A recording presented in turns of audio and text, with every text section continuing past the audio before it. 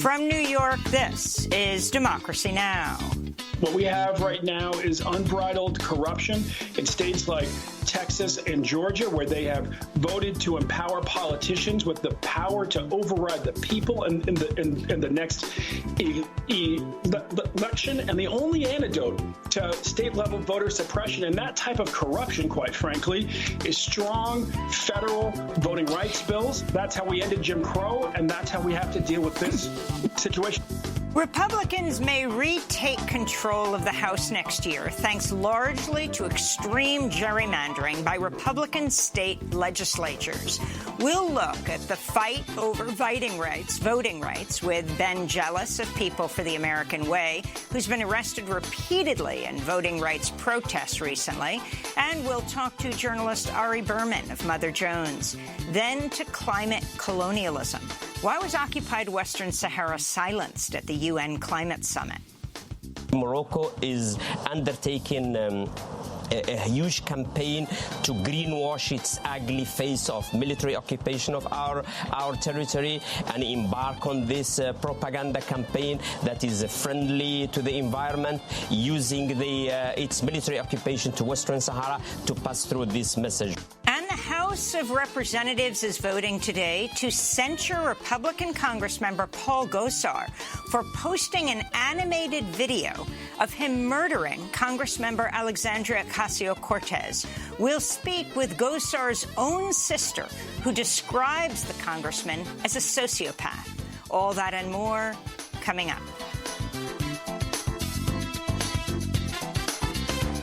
Welcome to Democracy Now!, democracynow.org, The War and Peace Report. I'm Amy Goodman. As COVID-19 cases continue to creep up in the United States, averaging around 85,000 daily cases, the Biden administration plans to purchase 10 million courses of Pfizer's new COVID pill. Paxlovid has been shown to reduce hospitalization and death by nearly 90% in high-risk adults during trials. Pfizer requested emergency use authorization for the oral treatment Tuesday. This comes as Pfizer announced a deal to make the pill available more cheaply in 95 low- and middle-income nations by allowing it to be manufactured as a generic. Vaccine equity advocates say the move is a good first step, but condemn the fact that the deal excludes so many countries. Doctors Without Borders said, quote, "The world knows by now that access to COVID-19 medical tools needs to be guaranteed for everyone, everywhere, if we really want to control this pandemic." Meanwhile, vaccine makers continue to report massive profits from COVID treatments. Oxfam found Pfizer-BioNTech and Moderna are making combined profits of more than $1,000 every second, or $65,000 every minute. In more vaccine news, the FDA is expected to authorize Pfizer booster shots for all adults as early as this week. A number of states have already expanded booster eligibility to all vaccinated adults, including California, Colorado, and New York. In news from Canada, catastrophic flooding has killed at least one person in British Columbia and forced thousands to evacuate their homes. Some areas in the Pacific Northwest received nearly 10 inches of rain, triggering landslides and overflowing rivers. 3 major highways connecting Vancouver to the Canadian interior have been washed out. The flooding also forced the temporary shutdown of the Trans Mountain Pipeline. The climate-fueled record rainfall comes just months after wildfires devastated some of the same areas of British Columbia. Meteorologist Eric Holthouse tweeted, quote, "After the hottest heat wave in Pacific Northwest history this summer, the rainy season there has begun with torrential flooding. We're in a climate emergency," he said. In Australia, climate activists has disrupted rail shipments into the port of Newcastle for an 11th consecutive day in a nonviolent direct action campaign aimed at halting exports from the world's largest coal port. Some of the activists have locked their bodies to rail cars and railroad tracks, while others suspended themselves on platforms or giant tripods in the path of trains, forcing long delays as police struggled to remove them. At least 19 people have been arrested on charges that could see some of them jailed for up to 25 years. On Tuesday, activists suspended themselves from massive pieces of machinery halting operations in the coal port. I'm taking this action on the stolen land of the Worimi and the Awabakal people. This land was never ceded over by these people, and Australia has been committing genocide against the first people of this land for 250 years now. Australia has been brutalising the first people, has been brutalising the land and the water.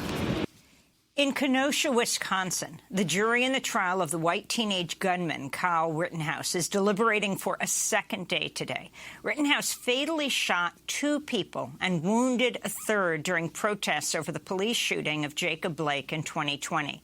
In a highly unusual move, Rittenhouse was instructed by Judge Bruce Schrader Tuesday to randomly draw the names of 6 jurors who were removed from the pool of 18 citizens who were sitting on the jury. The 12 remaining jurors then proceeded to deliberation. The random selection is typically done by a member of the court. One legal expert called Schrader's decision, quote, an interesting piece of theater. Meanwhile, it's been revealed, trial consultant Joellen Demetrius, known for shaping jury selection in the O.J. Simpson trial, worked with Rittenhouse attorneys in their selection process and closing arguments. In another closely watched trial, the state of Georgia has rested its case in the trial of 3 white men accused of killing Ahmaud Arbery, the black jogger. On Tuesday, the medical examiner who performed the autopsy testified that Ahmaud died after being shot 3 times at close range. 2 of the bullets hit him, including one that tore a big hole in the center of his chest. The jury was shown graphic video of Arbery's wounds and his blood-soaked white T-shirt. The defense is beginning its case today. In Oklahoma, advocates have been rallying outside the barricaded governor's mansion ahead of the planned Thursday execution of prisoner Julius Jones.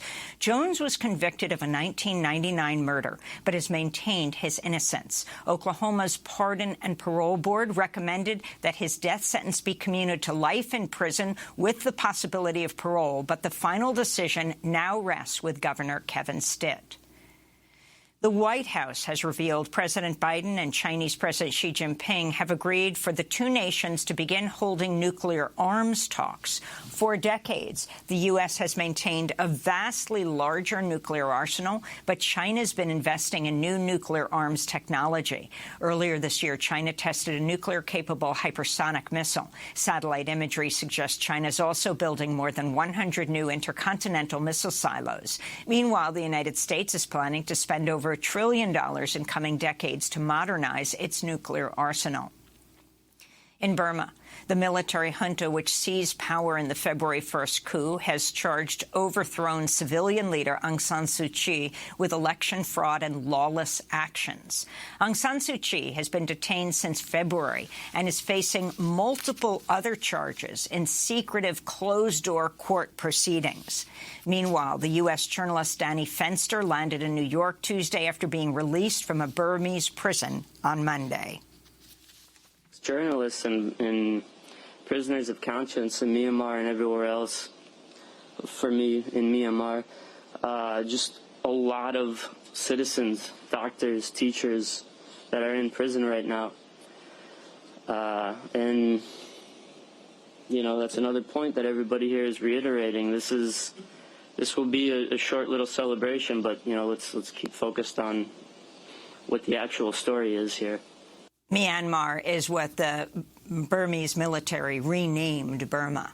A Burmese rights group has recorded over 10,000 arrests since the February coup. According to the UN, 126 members of the press have been arrested, with 47 currently in detention. In Chile, the Senate voted against impeaching President Sebastián Piñera, putting an end to the removal effort that was launched after allegations of corruption and financial misdeeds emerged following revelations in the Pandora Papers leak.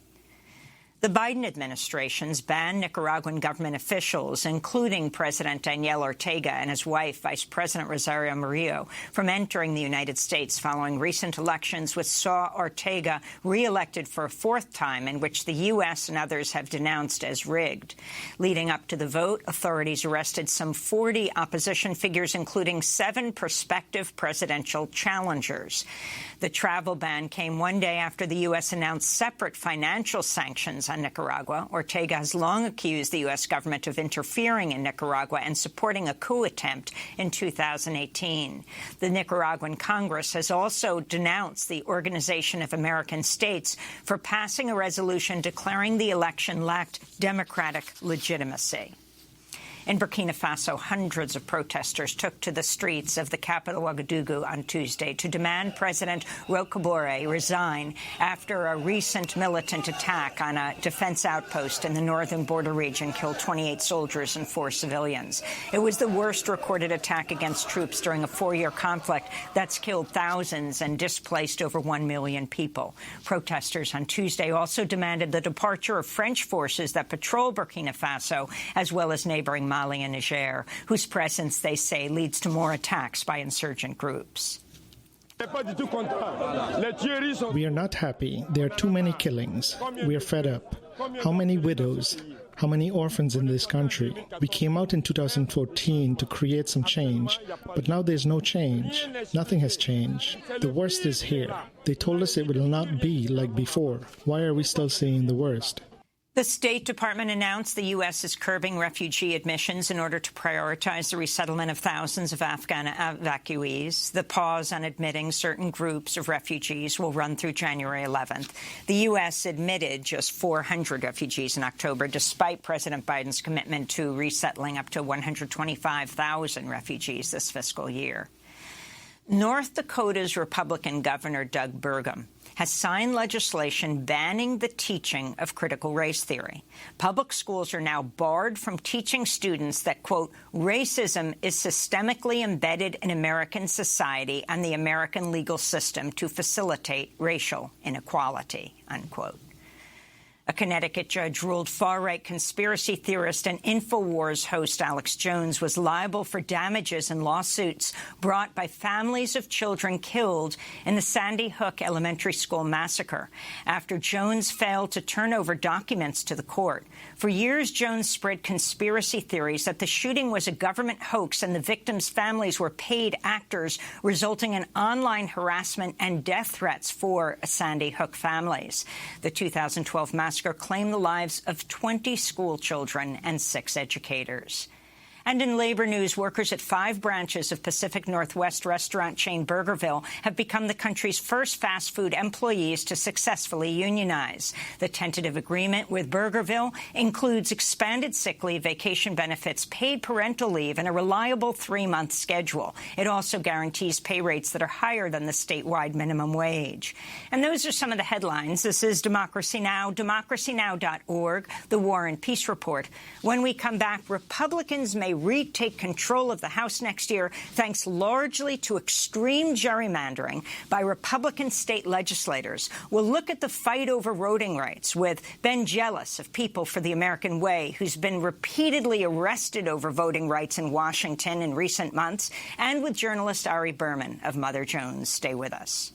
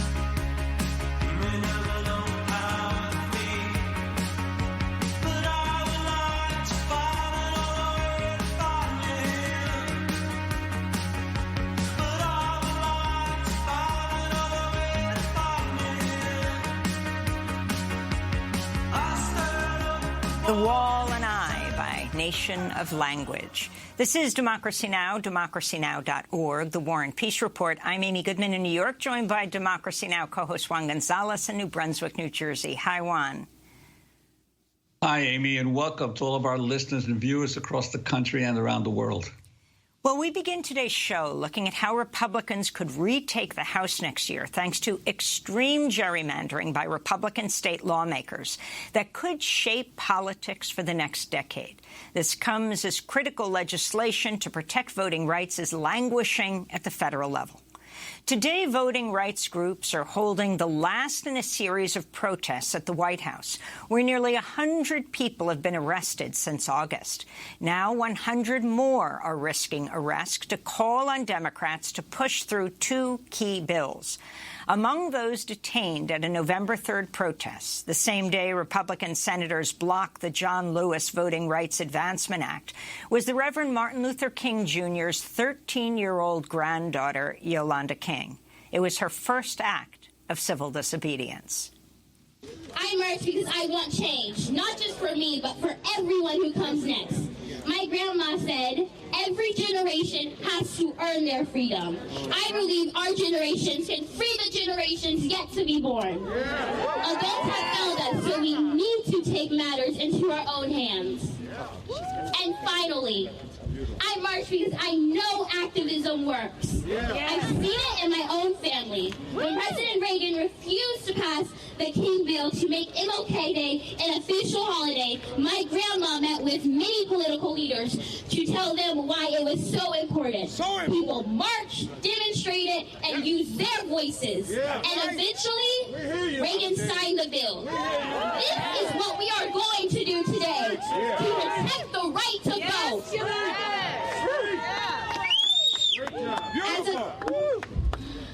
As a 13-year-old and an activist, here's my question to elected officials. Why are you in office? Are you here for power, or are you here to stop silence, or are you here to use your platform for good? If you are here for good, it's time to stop silencing our voices. We need critical bills passed. The Freedom to Vote Act and the John Lewis Voting Rights Advancement Act. These bills cannot wait. That's 13-year-old activist Yolanda King, the only granddaughter of the Reverend Dr. Martin Luther King Jr., speaking at a protest outside the White House earlier this month. For more on today's protest and the urgent calls for Democrats to fix or nix the filibuster and pass federal voting rights legislation, we're joined in Washington, D.C. by Ben Jealous, president of People for the American Way, former president of the NAACP. And we're joined by Ari Berman, senior reporter for Mother Jones, where his latest piece is headlined, Republicans are erasing decades of voting rights gains before our eyes. Ari's the author of Give Us the Ballot, The Modern Struggle for Voting Rights in America. We welcome you both back to Democracy Now! Ben, let's begin with you. Thank you for joining us right before you go to the White House. Again today, another plan for civil disobedience. Talk about why you have been repeatedly arrested. We are in a moment in this country when states are suppressing the vote across the South, across the Midwest, even out in the far West. And there's really only one way to stop it, which is that the Senate, the Congress has to pass urgently needed federal voting rights bills now. The John Lewis bill and the Freedom to Vote Act, which was authored part by Joe Manchin himself. We have the 51 votes. Vice President Kamala Harris has done her job in getting that consensus as president of the Senate. And now we need President Joe Biden, to do his job and to call on the Senate to create a path for an up or down vote on these bills so we can stop this voter suppression now. And Ben, how do you see the parallels between what the activists are doing today, pressuring President Biden, and what happened really a generation ago in the efforts to pressure LBJ around voting rights back then, and even something you're more directly familiar with, the movement to pressure the Reagan administration over apartheid and U.S. complicity with the apartheid government in South Africa? Now, there's Martin Luther King III told a story at the last protest of his father, Martin Luther King Jr., meeting with President Johnson when the '64 Civil Rights Act was passed. And Martin Luther King said to President Johnson, it's time for us to now pass the Voting Rights Act. And President Johnson said, there's just no way. And Martin Luther King said to his lieutenants as they walked out of the meeting, we're just going to have to make him do it. And that's where we are right now. We know that President Biden understands the importance of stopping these bills. But what we haven't seen is him actually call on the Senate to get the job done. President Trump called on the Senate to create a carve-out in the filibuster to pack the courts with the Supreme Court with far right-wing justices. Joe Biden can certainly do that to save our democracy. So, and then when you go back to Reagan and the anti-apartheid protests, Joe Madison, who was one of the leaders of those, who is a Sirius XM radio host, is now on a hunger strike, again, calling on Joe Biden to just simply stand up and call on the Senate to create a path for an up or down vote on these bills. We believe that majorities matter, and if they do, then they should matter in the U.S. Senate. We have the votes. The bills should be passed. And in terms of this, the efforts by Republicans in state after state to turn back the voting rights of people across the country, you're concerned of the most flagrant examples of this and what it will mean for the elections coming next year and then the presidential elections of a couple of years down the road. In general, these bills are meant to make it harder for people to vote. The most extreme thing we've seen is actually state legislatures give themselves the power to ultimately overturn entire statewide elections and impose their will on the people of their own state. It's the most anti-democratic thing that I've ever seen. And what troubles me, my grandmother turned 105 this week. Her grandfather was born into slavery, and he was one of the last blacks to serve in Virginia during Reconstruction in the state legislature. And my grandmother carries the pain that her grandfather had of watching his colleagues vote to suppress his constituents to ensure that men like him could never serve in office again. Now, in all of my fighting against incursions on voting rights in our country, what I've never experienced before this year is colleagues calling me and saying, I may not run statewide because I'm worried that my state's legislature will overturn the election if they don't like the results. That's something that has simply never happened in the history of U.S. democracy before, and it should be troubling all of us. That's why these bills have to be passed. So, Ben, describe what happens when you go outside the White House and talk about why you're going there. What we've seen is that these protests keep growing. The first time no one got arrested. The second time it was 5 people. The third time it was 25 people. Last time it was 62 people. Today we have over 150 that have signed up, and we're expecting buses more coming in from places like Detroit and Georgia. And we expect that many people coming off of those buses will want to get arrested too.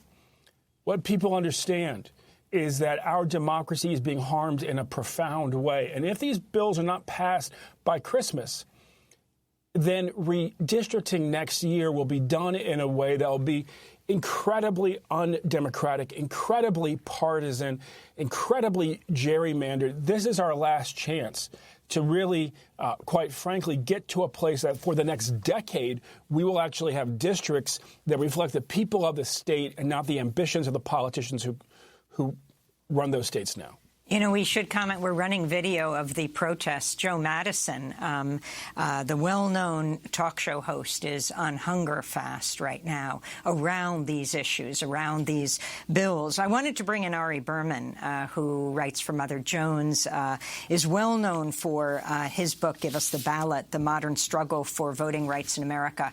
Can you connect the redistricting and what's happening now, a level we have not seen before, with the filibuster and these 2 bills? Yeah, Amy and Juan, we are seeing the greatest rollback of voting rights since the Voting Rights Act was passed in 1965, and the greatest attempt to reduce the influence and power of voters of color since the Voting Rights Act was passed in 1965. The most extreme gerrymandering efforts since the Voting Rights Act was enacted. And if you look at state after state after state, the same states that are pushing voter suppression are also pushing extreme gerrymandered maps to lock in white Republican power for the next decade at the state and federal level, whether it's Texas or Georgia or North Carolina. And so what Republicans did is they tried to overturn the election, then they tried to rig elections through voter suppression, and now they are rigging elections through gerrymandering. So it's a step-by-step process to undermine our democracy. And the federal legislation that has been proposed by Democrats and filibustered by Republicans would stop these efforts, would make it easier to vote, and would also ban partisan gerrymandering. So the kind of extreme gerrymandering we're seeing in places like Texas and North Carolina and Georgia, where these are 50-50 states, but Republicans are proposing to have 60, 70, in some cases 80% of seats for the state legislature and for the U.S. House through these gerrymandered maps. And Democrats are really running out of time to pass this federal legislation. We are already seeing state after state enact gerrymandered maps. We've already seen them pass voter suppression laws, and there hasn't been a Democratic response yet. Republicans have filibustered 4 different voting rights bills this year. 4 different filibusters of 3 different voting rights bills. And so there really needs to be a sense of urgency to overcome the filibuster to save our democracy, or Republicans are going to rig the next decade of elections. Ari, you write that North Carolina's 3 largest heavily Democratic counties, Wake, Mecklenburg, and Guilford, will each be split into 3 different congressional districts to dilute the power of communities of color and enhance the power of white rural areas. Could you talk about this in connection to the Supreme? Because in previous redistrictings, this would have to have gone through Justice Department pre-clearance as a result of the Voting Rights Act. The impact of the Supreme Court decision on voting rights that now makes it possible for this kind of gerrymandering, racial gerrymandering, in effect, to proceed. Well, Juan, there's been 2 disastrous decisions by the Supreme Court for voting rights and redistricting. One was in 2013 when the Supreme Court gutted the Voting Rights Act and ruled that states with a long history of discrimination no longer have to approve their voting changes with the federal government. And another was in 2019 where they said that the federal courts can't even review partisan gerrymandering cases. And this opened the floodgates to more and more extreme gerrymandering, so that states with a long history, like North Carolina, they had their maps struck down in 2011 for racial gerrymandering and for partisan gerrymandering. And now they're doing the very thing that the federal courts and the state courts told them not to do, which is drawing districts in a 50-50 state that will give Republicans upwards of 70% of seats for the state legislature and for the U.S. House, and doing it by diluting the votes and the voices of communities of color, by packing them into as few urban areas as possible, and then splitting up heavily Democratic areas like Charlotte, like the Research Triangle, into as many white rural districts as possible to preserve white Republican power. And we've seen that not just in North Carolina, but in Texas and in Georgia and other places where all of the demographic changes are from communities of color. And that should benefit Democrats because communities of color are more likely to support Democrats than Republicans. But Republicans are drawing the districts in such a way that maintain Republican power in the face of these big and massive demographic changes. All right, let's go to Georgia. On Monday, the legislature passed a gerrymandered state Senate map giving Republicans 59% of seats in Georgia for the next decade. The map reshapes a district held by Democratic State Senator Michelle O and makes it lean heavily Republican. This is Georgia State Rep for Georgia, Bean Wen, responding on the House floor. My colleague on the Senate side, who currently represents Senate District 48, is the only Asian woman in the Senate, 1 out of 56 members. It means when 6 Asian women are brutally murdered in our state, we know there will be at least 1 woman on the Senate side who can speak about cultural barriers, who can speak about language barriers, and who can speak about the fears that plague the Asian American community, just like the senator did from Senate District 48 earlier this year. And here we are, a state. We've added 1 million Georgians, Asian Americans being the fastest growing population in our state. And the majority party drew a map that targets the only Asian woman in the Senate, and they did so by diluting the voices of black and brown voters. So that's Georgia State Legislator B. Nguyen. Ari Berman. That's really indicative of what Republicans are doing everywhere, which is they are dismantling diverse districts in which African Americans, Latinos, Asian Americans are joining together to elect their candidates of choice. And all of the demographic changes in Georgia and the South are from those groups, are from communities of color. But instead of having more representation for communities of color because of that population growth, there's actually going to be less representation for communities of color. And so this is really an effort to dismantle the diversifying new American majority and to maintain white Republican power in the face of these demographic changes. And it's also an attempt to try to take away competitive seats, because Georgia was the most competitive state in the country for the president and for the U.S. Senate. But if you look at these state legislative maps that were passed by Republicans in Georgia, there's almost no competitive districts for the state legislature or for the U.S. House. That's the same thing they did in North Carolina. That's the same thing they did in Texas. So I really want people to understand they are rigging the next decade of elections. Election results are basically going to be predetermined for many races at the state and federal level in places like Georgia, Texas, North Carolina, because of the maps that are being passed right now. That's how serious of a crisis for democracy this is. Well, I want to thank you, Ari Berman, Mother Jones journalist, for being with us. We'll link to your piece. Republicans are erasing decades of voting rights gains before our eyes, and author of Give Us the Ballot. And before you go, Ben Jealous, most likely to be arrested today, I wanted to ask you about another issue, about what's happening in Oklahoma. Advocates have been rallying outside the barricaded governor's mansion ahead of the planned Thursday execution of prisoner Julius Jones, who was convicted of a 1999 murder, but has maintained his innocence. Another man, Christopher Jordan, has privately admitted to committing the murder and framing Jones. That's according to 3 people who were jailed with Jordan, who served 15 years after reaching a plea deal in the case. Oklahoma's Pardon and Parole Board has recommended twice that Julius Jones' death sentence be commuted to life in prison with the possibility of parole. But the final decision now rests with Governor Kevin Stitt.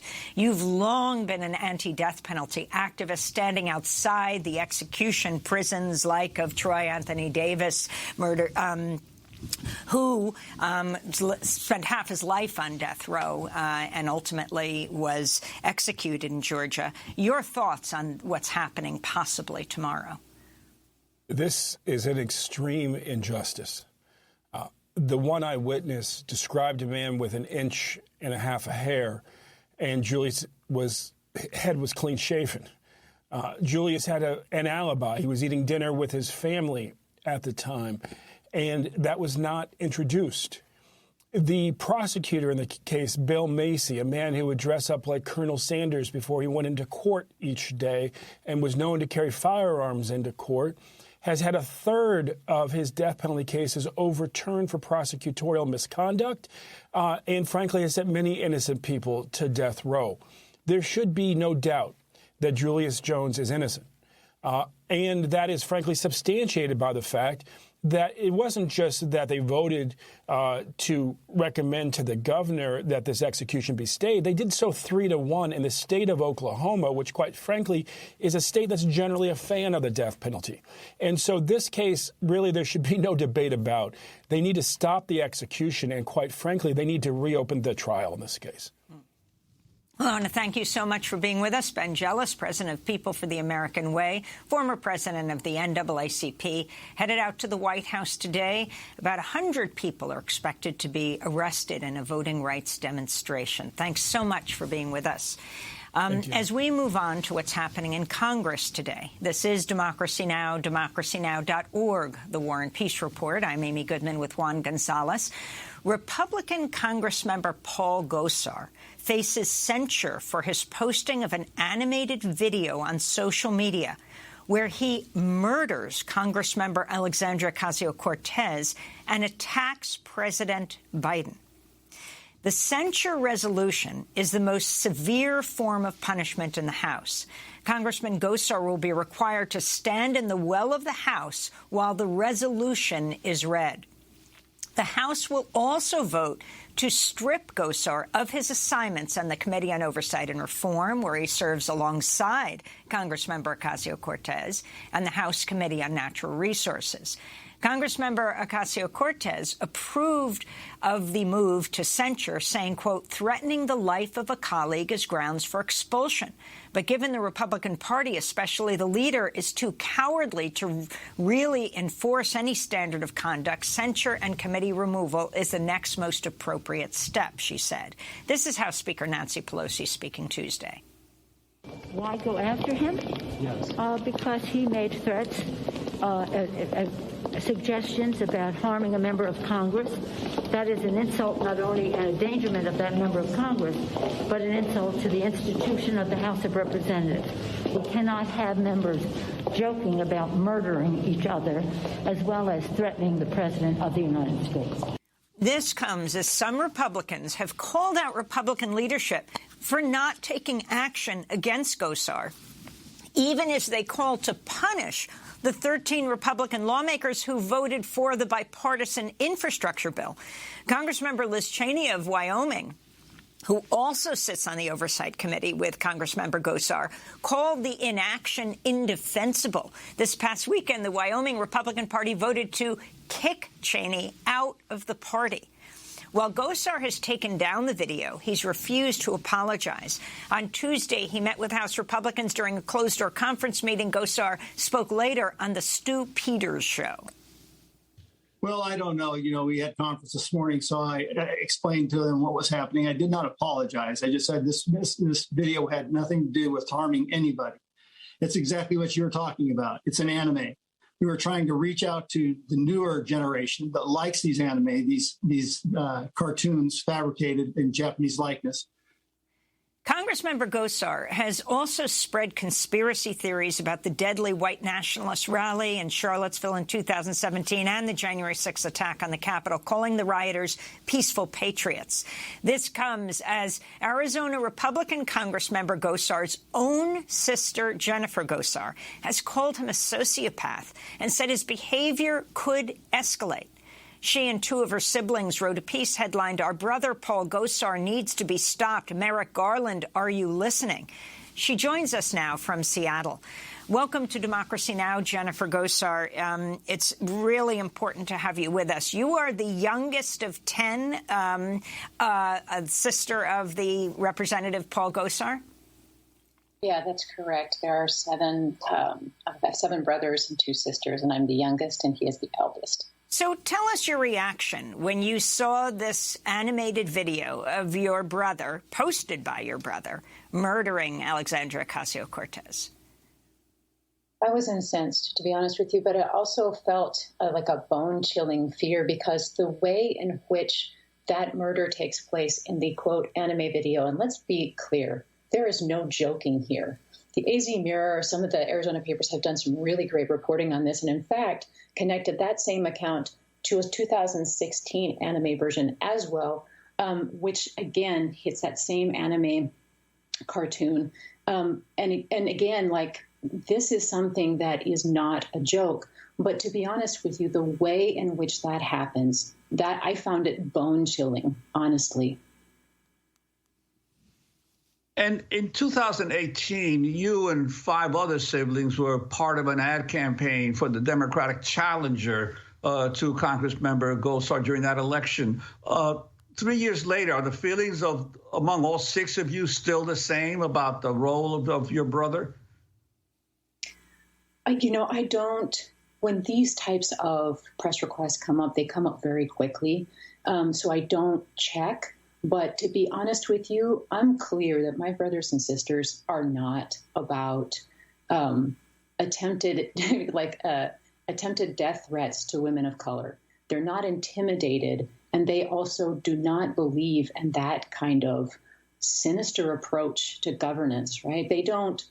They understand, as I do, that Paul is incompetent at his office, that he's never been competent, but that the election of Donald Trump has furthered his visibility and furthered his work, and he certainly utilized it. And in fact, if you look at his statement, again, there is reporting that shows that he's not only not apologizing, he's continuing to sing to that white supremacist base that he fundraises from. So it's quite concerning, and I'm pleasantly surprised that they've actually taken the step to have the censure vote and strip him of his committee assignments. It's the first step. It's a good step, but I don't think that's all it's called for here. And I wanted to ask you, given the deep polarization that continues in American society, many families are confronting these deep divisions within their own families. And as we head into the holiday season and Thanksgiving, your thoughts about how families grapple with these deep divisions among siblings and parents and grandparents?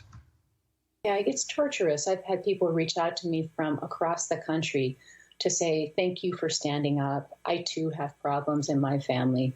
You know, there are parallels to this with prior to the Civil War here in the United States. So in thinking about this, I think the most important thing to do is to stick with your integrity, to hear that voice, to reach out with compassion, but be clear, be strong, because if we don't stand up to this, it only worsens. Not only have we seen that happen in our country, but across the globe, when authoritarianism, when fascism is not stood up to, when it is not stymied with strong, assertive response, it only grows and the cruelty only increases.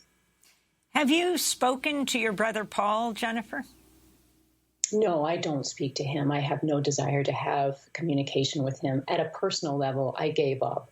When we did those ads in 2018, that was really, for me, a level of clarity, because I realized that the internal conflict I had as an interpreter, sitting with people every day in their healthcare, listening to, stories of all kinds of trauma, complex PTSD, the effects of poverty as it strips a body's ability to maintain itself, right? As I sat with people, I felt like a hypocrite because I didn't know where to speak up. I didn't know who would listen to me. So when the ads came up, I felt like that was the opportunity and I was not going to miss it. And it made it clear to me that at a personal level, my relationship with him was done and that I was going to re-engage publicly because I needed the help of others to actually hold him accountable, that I myself or the efforts of my brothers and sisters proved useless, that we needed actually a bigger intervention in order to hold him accountable.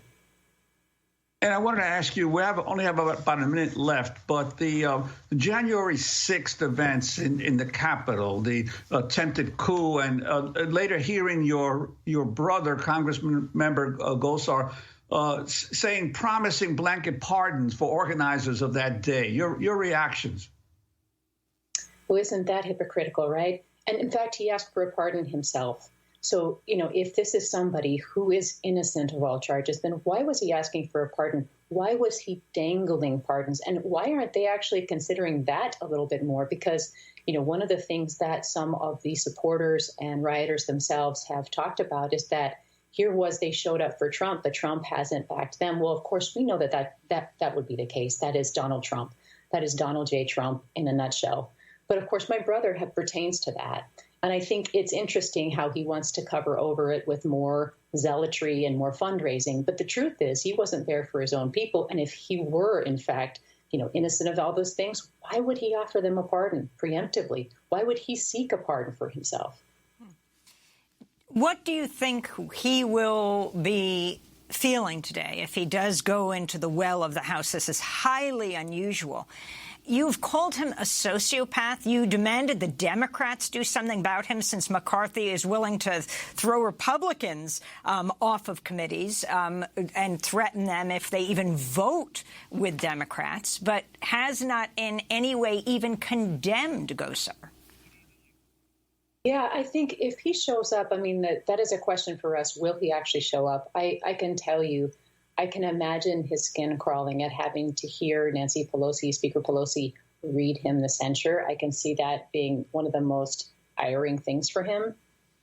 Without, honestly, the step of taking his committees, I think it would almost be laughable to him that he would feel like, well, they can't do anything. They won't do anything. They're just a bunch of gutless, cowards, right? So to take his committee censure, which Representative Grijalva was reported to suggest for this particular censure motion, I think is critical, right? But I think if he actually shows up, he will be utterly ired at having to hear Nancy Pelosi read that to him. Well, Jennifer Gosar, I want to thank you so much for being with us. The youngest sister of Arizona Republican Congress member Paul Gosar, who's being censured by the House today. Next up, climate colonialism. Why was occupied Western Sahara silenced at the UN Climate Summit? Back in 30 seconds. Trace the dripping, pierced heart. Speak the fair, insistent verse. Vow to God and slip apart. Little better, little worse.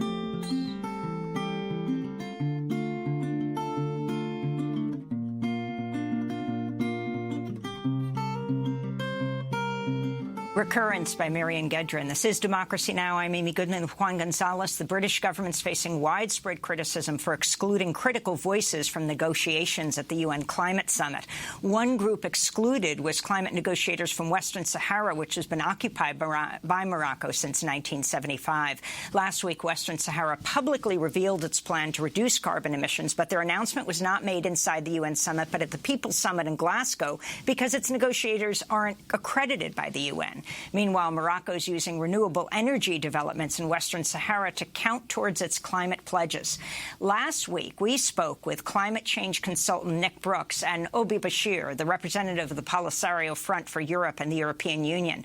I began by asking Obi Bashir why Western Sahara was not represented at the UN summit. Unfortunately, till now, the Sahrawi Republic is not yet a member of the United Nations. Of course, one day, certainly, it will join the rest of the nations of the world and gain its seat in the United Nations, but pending the end of the decolonization process and the independence of Western Sahara, we are not yet admitted as a full member in the UN. And on the basis of that condition, the Sahrawi Republic could not, unfortunately, present its NDC, nationally determined contribution to the international climate system. And that's why we are here in Glasgow. Unfortunately, Morocco is undertaking a huge campaign to greenwash its ugly face of military occupation of our territory and embark on this propaganda campaign that is friendly to the environment, using its military occupation to Western Sahara to pass through this message. We know that Morocco is now executing some projects, especially on the renewable energy, on the wind energy, but also on the solar share in the occupied part of Western Sahara, using also the assistance and the partnership with some international multinational companies such as the Italian Enel and also the Spanish Siemens Gamesa, who are now on a major project in Western Sahara. Just to give you a sense of the statistics that we have, that maybe by 2030 the entire wind energy that will be produced in Western Sahara, around almost 47% of it will be illegally produced from Western Sahara. On the solar energy, around 10%, and it may reach even until 30% of the global solar energy produced or announced to be produced by Morocco. It will be produced from within a context, an illegal context of occupation. And unfortunately, the international climate system, the UN Conference on Climate Change, is receiving believing those data that have been submitted by Morocco, and we think it is not the right thing to do. It is illegal because this energy has been produced in a context of violation of the international law. The European Court of Justice, General Court of Justice, just issued its decision last month on September.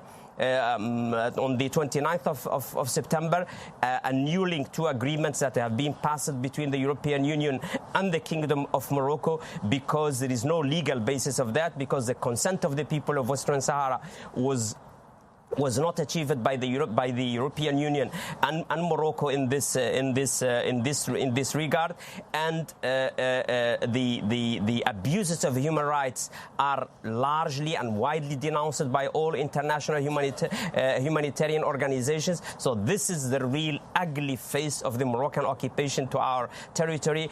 I wanted to bring in Nick Brooks. You've been a climate consultant traveling to Western Sahara for about 20 years or so. Could you talk about the report that Obi mentions? It notes that the World Bank puts the offshore wind power potential of Western Sahara at 169% greater than that of Morocco. And so could you talk about the importance of Western Sahara in terms of renewable energy, and also where is the African Union in all this? What's its stance in recent years on the continued occupation of the territory? Okay, thank you. I think on the African Union question, I'll probably ultimately defer back to Ubi. He knows this issue much better than I do. But on the importance of the report and the role of Western Sahara in combating climate change, certainly the potential for renewables is enormous there. And we're already seeing Morocco beginning to exploit that. And as Ubi mentioned, one of the key issues here is the issue of climate justice. And what we're seeing is a lot of the principles that are embedded in the Paris Agreement on climate change actually being ignored or essentially abused. When we've got a situation where Morocco's performance against its own climate targets is going to be dependent on the exploitation of renewable energy from an occupied territory, then that is contrary to the Paris Agreement principles of transparency, of accuracy, of inclusion, and of equity. So that in itself is very important. So Western Sahara can play a role in combating climate change, in producing clean energy, but at the moment that's happening through the mechanisms of Moroccan occupation and colonialism.